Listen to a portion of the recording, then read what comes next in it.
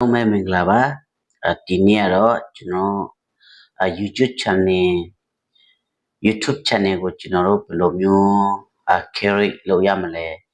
ဘယ်လိုမျိုး YouTube account ကိုဖွင့်ရမလဲဆိုတဲ့အရာကိုကျွန်တော်ပြပေးမှာဖြစ်ပါတယ်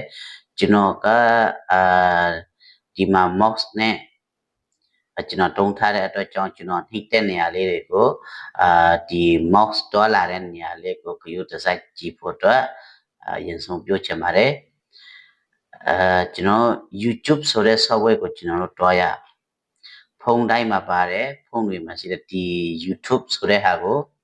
ကျွန်တော်ဝယ်မယ် YouTube account ထဲမှာဒီမှာကျွန်တော်channel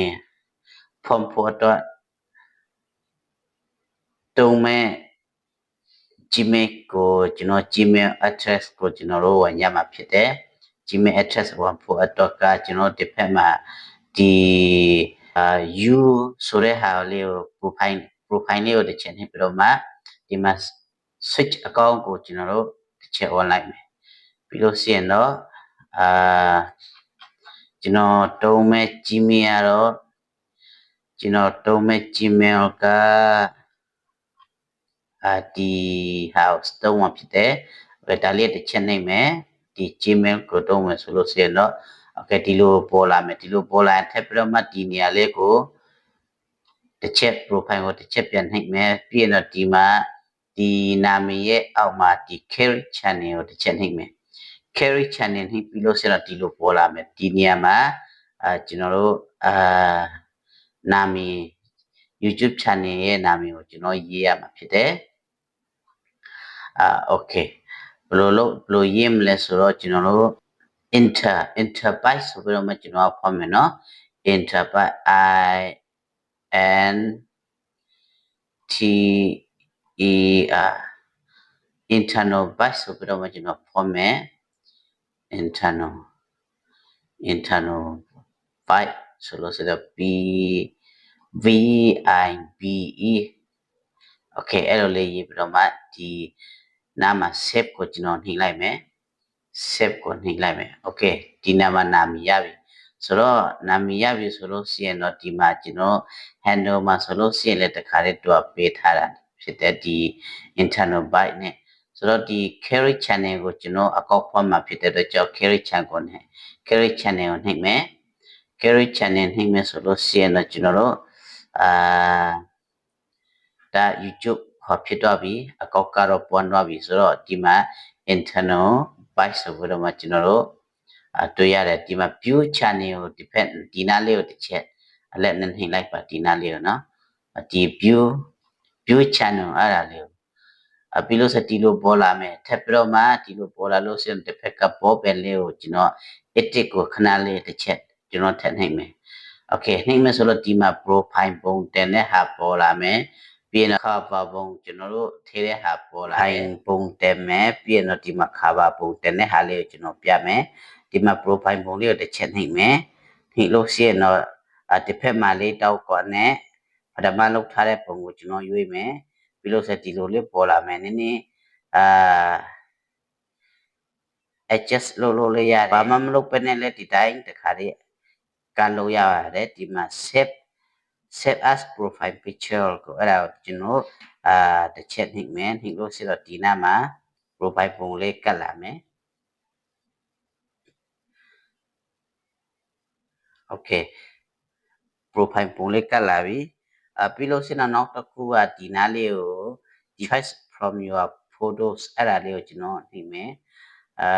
ပြီးလို့ရှိရင်တော့ဒီမှာဒုတိယတစ်ခါလုပ်ထားတဲ့ဒီဟာလေးကိုရွေးမယ် okay ရွေးတော့ဒီလိုပဲပေါ်လာမယ်ဆိုလို့ရှိရင်တော့လက်မနဲ့လက်ညှိုးနဲ့တုံးပြီးတော့မှလက်မကိုဒီနားလောက်ထားမယ်လက်မကိုဒီနားလောက်ထားပြီးတော့မှလက်ညှိုးလေးကိုဒီနားလေးထားပြီးလို့ရှိရင်တော့ဒီဟာလေးကိုခြုံလိုက်ပါအဲ့လိုမျိုးခြုံလိုက်ပါ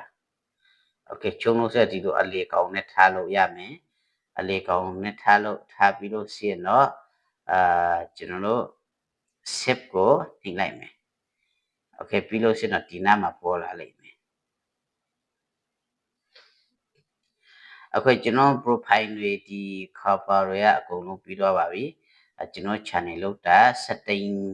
ချိန်နဲ့ဟာကိုကျွန်တော်တို့ထပ်ပြီးတော့မှတော့မယ်ဒါလေးတစ်ချက်နောက်ဆုံးမဆိုလို့ဆိုတာကျွန်တော်တို့ရဲ့ YouTube channel အကောင့်တစ်ခုပြီးတော့ပြီဖြစ်တယ်ဆိုလို့ဆိုအထက်ထဲမှာ setting လုပ်တဲ့နည်းလေးကိုကျွန်တော်ထပ်ပြမယ်chum ဆိုတဲ့ဟာကိုဖုန်းလိုက်မှာရှိတယ် chum ဆိုတဲ့ဟာတစ်ချက်စမယ်ဒီကိုကေ chum ကိုကျွန်တော်တို့ဒီတစ်ချက်ဖြည့်ထားမယ်ဖြည့်ထားလို့ရှိရင်တော့ app info ဆိုတဲ့ program ပေါ်လာမယ် app info ကိုပေါ်လာလို့ရှိရင်တော့ clear data အရင်ဆုံးလုပ်လိုက်ပါmanage space ကိုနှိပ်ပြီးတော့မှ clear all data အဲ့ဒါကိုနှိပ် okay နှိပ်မယ်ပြီးလို့ရှိရင်တော့ဒီ home ကနေပြန်ထွက်ပါပြီးလို့ရှိရင်ဒီ chum ကိုတစ်ခါအထက်နှိပ်မယ်ဖွက်လိုက်မယ်ဖွက်လိုက်လို့ရှိရင်တော့ဒီလိုပေါ်လာမယ်ဒီလိုပေါ်လာလို့ရှိရင်တော့ Gmail account တွေအများကြီးမရှိရင်တော့ဒီနေရာမှာခုနက YouTube မှာတုံးတဲ့Gmail ကိုတစ်ခါတည်းတုံးလို့ရမယ်အခုတော့ကျွန်တော်က Gmail တခြားဟာတွေရှိတဲ့အတွက်ကြောင့်ကျွန်တော်တွားရွေးရမှာဖြစ်တယ်ကျွန်တော်YouTube ဖော်တဲ့နေရာမှာဒီဟာတုံးထားတာဖြစ်တယ်ဒီဟာလေးကိုကျွန်တော်တစ်ချက်ဝတ်မယ် Okay 1 ပြီးလို့ရှိရင်တော့ continue as Joe ဆိုပြီးတော့ပေါ်လာမယ်ဒါလေးပြီးတော့ yes I am ဒီမဲ့ပြီးတော့ got it နှိပ်ပြီးလို့ဆက်ဒီ YouTube ကိုခဏတစ်ချက်နှိပ်ပေးပါဒီလိုမပေါ်ဘူးဆိုလို့ရှိရင်တော့ဒီနားလေးကိုနှိပ်ပြီးတော့မှဒီနားလေးကိုနှိပ်ပြီးတော့မှဒီနားမှာအပေါင်းလေးကိုထည့်နှိပ်ပါဒီနားအပေါင်းလေးထည့်နှိပ်ပြီးတော့ဒီလို YouTube ပြန်ပေါ်လာမယ်အဲ YouTube ကိုတစ်ချက်ဝါလိုက်မယ် YouTube ကိုတစ်ချက်ဝင်လိုက်ပြီးတော့မှတစ်ဖက်ညာဖက်တောက်မှာအဆက်30ကိုတစ်ချက်နှိပ်မယ်နှိပ်ပြီးလို့ရှိရင်တော့အောက်နည်းနည်းအပေါ်နည်းနည်းဆွဲပြီးလို့ဆိုတဲ့ဒီမှာ desktop sit ဆိုပြီးတော့မှရှိတယ် desktop sit ကိုအမှတ်ချစ်မယ် desktop sit ကိုအမှတ်ချစ်ပြီးလို့ရှိရင်တော့ကျွန်တော်တို့ခဏဆောင်ပါဒီနာ profile လေးကိုတစ်ချက်နှိပ်ပါဒီနာ profile sorry ဒီလိုပေါ်လာရင် block ကိုနှိပ်ပါ Okay ဒီလိုပေါ်လာလို့ဆိုတော့ဒီနားလေးကိုဒီ profile လေးကိုတစ်ချက်နှိပ်ပြီးတော့မှ profile လေးကိုတစ်ချက်နဲ့ဒီနေရာမှာကျွန်တော်ဒီမှာ YouTube Studio ကိုကျွန်တော်တွားမယ် YouTube Studio ကိုနှိပ်မယ်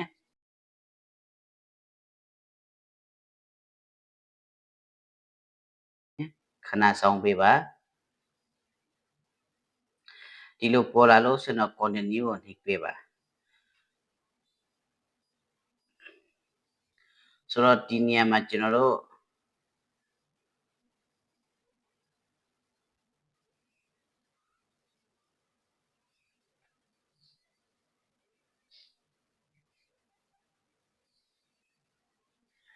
YouTube channel ကိုကျွန်တော်ပေးနိုင်ငံမှာအပ်မလဲများတော့အဖြစ်တော့ကျွန်တော်တို့မြန်မာနိုင်ငံတွေဆိုလို့ရှိရင်တော့ထိုင်းနိုင်ငံဘက်ကိုကျွန်တော်တို့service agent တွေထိုင်းနိုင်ငံဘက်ကိုလောက်တာများတယ်တခြားနိုင်ငံတွေဆိုလို့ရှိရင်တော့အခွန်လဲဒီ tax တွေလည်းတအားမြင့်တဲ့အတွက်ကြောင့်ကျွန်တော်ကတော့ထိုင်းနိုင်ငံနဲ့လုပ်ပြပါမယ်တချို့စင်ကာပူတို့မလေးရှားတို့တခြားနိုင်ငံတွေမှာအတီးရှိတယ်မိတ်ဆွေရှိတယ်ဘန်ကတ်အဖက်မှာဖတ်ဆက်ထုတ်လို့edit ချိန်လို့ရမယ်ဆိုလို့ရှိရင်တော့အမှကိုဆက်တွေ့နိုင်မဲ့နိုင်ငံကိုရွေးလို့ရတယ်ကျွန်တော်ဒီနေရာမှာဒီနေရာမှာဒီဟိုအောက်ဖက်နာကဒီမြားလေးနဲ့ပြထားတဲ့ setting လေးကိုတစ်ချက်နှိပ်ပါပြီးလို့ရှိရင်တော့ဒီ channel ဒီ general channel ရှိမယ် channel ကိုတစ်ချက်ဝတ်မယ် channel ကိုပြီးတော့မှဒီလိုပေါ်လာလို့ရှိရင်တော့ဒီဟာလေးကချက်ချနှိပ်ပေးလိုက်ပါပြီးတော့ဒီနေရာမှာအပေါ်ဆုံးမှာနိုင်ငံရွေးခိုင်းတယ်အဲ့ဒီနိုင်ငံမှာကျွန်တော်ထိုင်းနိုင်ငံရွေးပါမယ်ထိုင်းနိုင်ငံရွေးမယ်အောက်ဟာကျွန်တော်တို့လုပ်စရာမလိုဘူးပြီးလို့ရှိရင်တော့ advanced settings ထဲမှာကျွန်တော်တို့တစ်ချက်ဝတ်မယ်ပြီးရင်တော့ဘာမှစစ်စစ်မစင်ပြတော့ဘူးဒီမှာ page channel အတွက်ပဲဖြစ်ဖြစ်ကလေးတွေအတွက် channel ကလွှဲရင်တော့အကုန်လုံးကိုကျွန်တော်အလေကောင်က no ပါတဲ့ဟာကိုကျွန်တော်တို့ရွေးရမှာဖြစ်တယ်အဲ့ဒါလေးကိုရွေးပြီးတော့မှကျွန်တော်တို့ဒီနာ save ကိုတစ်ချက်နှိပ်မယ်ပြီးရင်တော့နောက်တစ်ခုကတော့ဒီ setting ထဲကိုပြန်ဝင်ပြီးတော့မှဒီ channel ထဲကိုပြန်ဝင်မယ်အခုန basic info ပြီးလို့ရှိရင်တော့ဒီ advanced setting ပြီးတော့ future eligibility ထဲမှာကျွန်တော်တို့ဒီနေရာဘ ထမ1 2 3ဆိုတာရှိတယ်ဒီ3ကတော့သူ့ပေါ်လာလိမ့်မယ်ဒီ2ကိုကြတော့ဒီ intermediate future ဆိုလို့ကျွန်တော်တို့ကဒီနာလေးမြားလေးနှိပ်ပြီးတော့မှဒီ verify phone number ဆိုပြီးတော့မှစီမဲ့ verify phone number ကိုကျွန်တော်နှိပ်ပြီးတော့ခဏစောင့်မယ်ဒီနေရာမှာကျွန်တော်တို့မြန်မာနိုင်ငံကိုအပေါ်ဆုံးမှာ select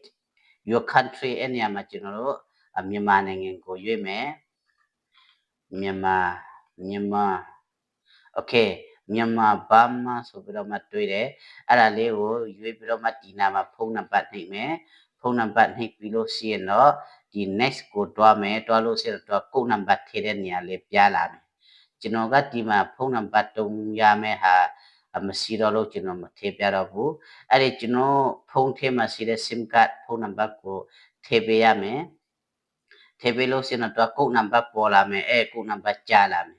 ကြားလာတဲ့ကိုနံပါတ်ကိုဒီနာကုတ်တောင်းတဲ့နေရာမှာကျွန်တော်ထည့်ပေးဖို့လိုတယ်အဲ့ဒါထည့်ပြီးတာနဲ့ကျွန်တော်တို့ထည့်ပြီးတာနဲ့ကျွန်တော်ဒီနေရာကိုတိုက်ရိုက်ပြန်ရောက်မှာဖြစ်တယ်ဒီနေရာကိုတိုက်ရိုက်ပြန်ရောက်မှာဖြစ်တယ်ပြီးလို့ရှိရင်ဒီနေရာ save ကိုနှိပ်ပေးလိုက်ပါဒါဆိုရင်တော့အကုန်လုံး set up တွေအကုန်လုံးပြီးသွားပါပြီ channel YouTube channel အစအဆုံးဖွင့်တာဒီလောက်ပါပဲအားလုံးကိုကျေးဇူးတင်ပါတယ်